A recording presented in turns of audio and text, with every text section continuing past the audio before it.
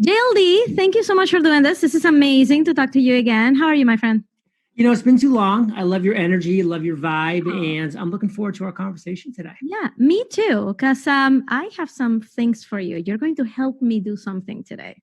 Okay, it's a deal. Are you ready for this? Are you ready I for am this? prepared. Okay. First of all, can you tell me a little bit of how things are going with the quarantine in Puerto Rico? How's quarantine in paradise? We get to enjoy our beautiful property behind us. The pool, the jacuzzi, plenty of yard space. They've opened up the roads for walking and exercising. So, Good. Overall, we're doing good. Good. I'm glad to hear that. JLD, I have started a new initiative. It's a movement. It is called the Global Phenomenon. You want to hear a little bit about it? No.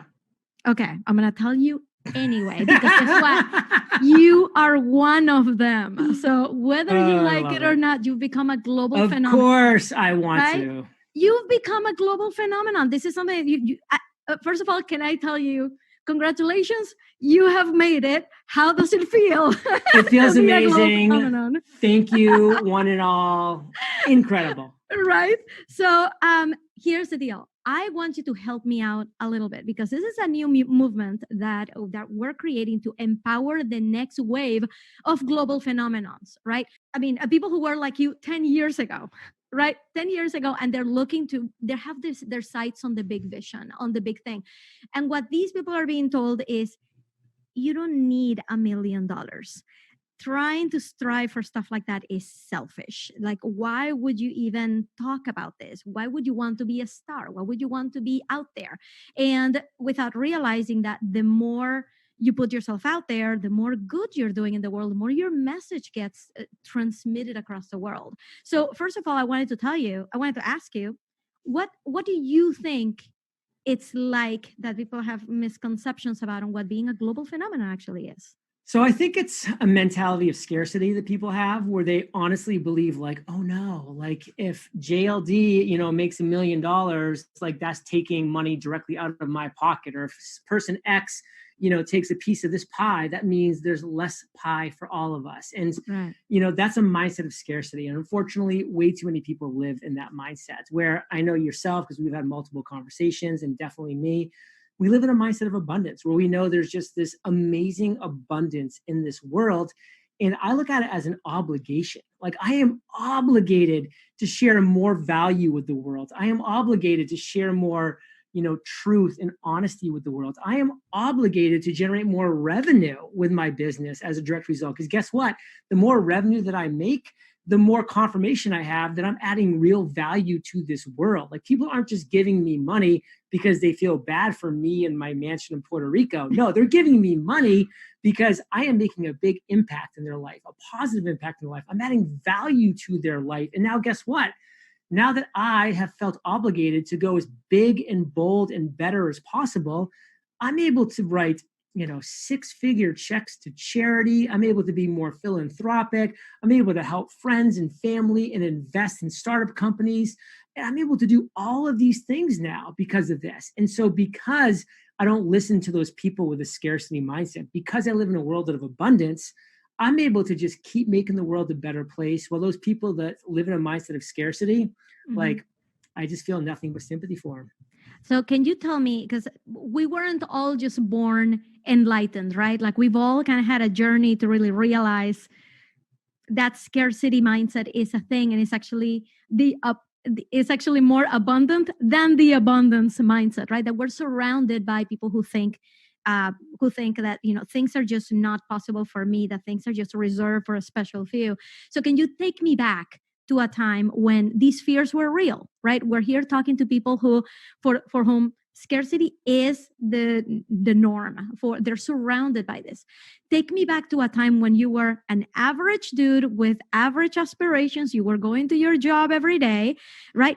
What was that like, and what was happening that made you take that pivot? So let me first say that was the first 32 years of my life. So for anybody that's, watching this or listening to this, and you're 20 years old, or you're 40 years old, or you're 84 years old, like, none of that matters. All that matters is that you keep consuming content, that people like us are putting out here, and that you believe, and you go after that structure. Because for me, Like I was just the person who was going to do enough, to just get by so that I could then, enjoy myself on the weekends or just relax a little bit and maybe take 1 or 2 vacations a year. Because again, that was just my mindset at the time. That was the people that I was hanging out with. You're the average of the 5 people you spend the most time with. And frankly, the people I was spending the most time with, they had very small and scarcity mindsets. So I did as well. And it wasn't until, I literally was just looking back over my life and being like, man, in a lot of ways, I'm just lucky to be alive. I mean, I was an officer in the US Army for 8 years. I did a 13-month tour of duty in Iraq where I was a platoon leader of 4 tanks and 16 men. And 4 of those 16 men had the ultimate sacrifice. They lost their lives during that 13-month tour of duty. And I looked back and said, man, that so easily could have been me. 1 step to the left, 1 step to the right. That's me. But you know what? It wasn't me.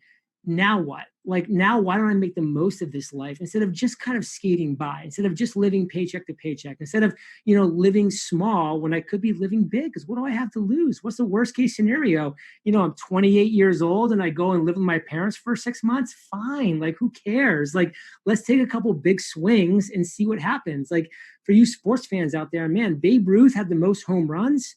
He also had the most strikeouts. Like, he was getting big rips up there. He was taking big swings. And that's what I wanted. I just want to take a couple of big swings. So that's why I decided to go all in and just have that mindset and surround myself with the right people.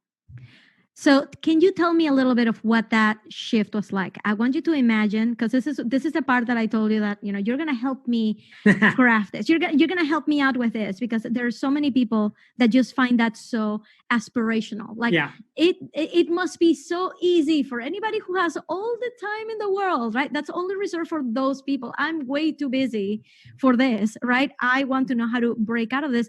I would love to know, like, in your story, like, is that what you did? Like, at 28, moving with your parents, like what were the things that you had to do to really start to step into this new role in life that you wanted to take? What did that take? I mean, first thing, I think you painted a great picture about people just like saying, like, I'm just so busy. Like, for everybody else that has time, that's a possibility. Like, you as an individual that's listening or watching to this right now need to look in the mirror and take 100% responsibility. You are exactly where you are right now because of every decision that you made. Like, you want to complain that you have kids that take up all your time. You decided to have those kids. Like, you made that decision, you took that action, and there they are. Like, you have a job that you hate right now. You said yes to that job. Like, you're with somebody who's holding you back or that you don't like right now. You're making that decision every single day to stay with that person. Like, you are 100% responsible for everything that you are now living this moment in time, and accept it. And guess what? Know that the next decision that you make is also yours. And that was me. I had made all the decisions up to 32 years old that led me to a job that I didn't like, to a paycheck that was very unimpressive, to a life that wasn't of value, to all those things. And I'd look in the mirror and say, but you know what? My next decision can be to pick up this book by Napoleon Hill and read Think and Grow Rich. My next decision can be to listen to this podcast, by so-and-so and learn from this individual. And my next, decision can be to hire a mentor, to actually invest in somebody who can teach me what I need to know. And that's when I hired my first mentor, Jamie Masters. She was a fantastic business podcast host, and she guided me how to become a successful business podcast host. Like, it wasn't like I made these crazy, insane decisions. It was just one small decision at a time that got me one step closer to where I needed to be. And it wasn't overnight, it was over time. Like, you and I are talking 8 years after I made the decision to launch Entrepreneurs on Fire. And guess what? Like, it's been a massive success now for a long time, but it wasn't overnight. It was over time. So let me ask you something. Do you ever remember having that fear that it's just selfish to think too big? Let me just kind of paint a picture. I'm imagining I am you. It's 8 years ago. You come up with this idea for Entrepreneurs on Fire. What was the thing that was making you feel like, no, this is actually much bigger than anybody can imagine. Like how did Entrepreneurs on Fire not end up being just like a tiny podcast that you did on the side? Like these things, I don't believe in magic and going viral and getting discovered. I believe in hard work and intention. So how do you go from, well, I'm going to start a podcast, which 8 years ago, it wasn't as ubiquitous as it is today, right? It didn't seem like an obvious idea to just go and start a podcast, but you went and did it. How did it go from, I'm going to try this and see kind of how it goes, to, no, wait, intentionally, I am going to make this the biggest entrepreneurship podcast that there ever was? Because there's a big mind shift in there, because there's a lot of people who are listening to you who have a great idea right now, but they know that as soon as they start, it's going to be playing very small until maybe somebody discovers it and it gets big. I believe in intention. What made you so special to have the intention to say, this is going to go through the roof and to the stars? So to further paint that picture that you've been, starting to paint, is I had nights where I would wake up at 3 a.m. just terrified and petrified of the path that I had chosen, because, I made the decision to start a daily podcast. I hired a mentor. I was buying equipment. I'd quit my job, and I would wake up at 3 a.m. being like, oh my God, what have I done? And, in some ways, and I'll kind of equate it in a weird way, tomorrow we're going to pick up an 8-week-old puppy, a little golden doodle. And you know what? This guy is going to be a bundle of joy and a bundle of love, but he's going to be a lot of work. And he's going to crap on my carpet. He's going to pee in the corner. He's going to whine and keep me up at night. He's going to bark during your podcast episodes. He's going to bark during my podcast episodes. And I'm going to say, Gus, what are you doing, Gus? By the way, there's a quick little picture of Gus right there. So cute.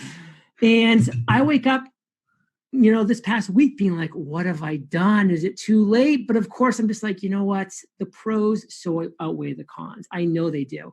And that was me 8 years ago. I knew that I was taking a big risk. I was taking a big leap, and I was terrified and scared about it. But at the end of the day, what was the alternative?